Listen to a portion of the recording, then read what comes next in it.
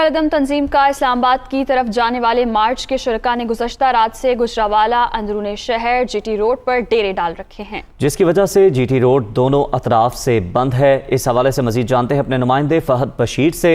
फहद, आगाह कीजिएगा ताज़ा तरीन सूरत हाल से मुतालिक।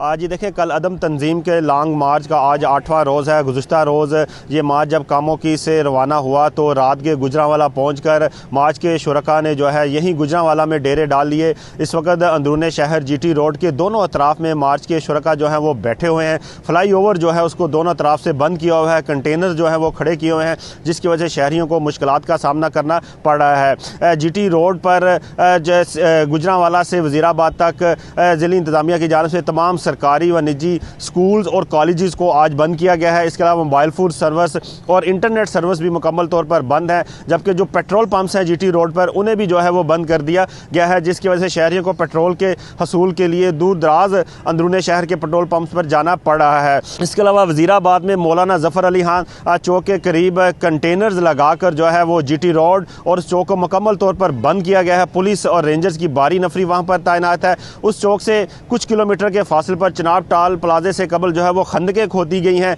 रेत के डंपर्स वहाँ पर खड़े किए गए हैं, जिसकी वजह से रावलपिंडी से गुजरांवाला आने जाने वाले तमाम रास्ते मुकम्मल तौर पर बंद हैं। शहरियों को काफ़ी मुश्किलात का सामना करना पड़ रहा है। शहरियों का यही कहना है कि हुकूमत जल्द से जल्द इन मुजाहिरीन से मुज़ाकरात करे और बंद रास्तों को जो है वो फौरी तौर पर खोला जाए। जी।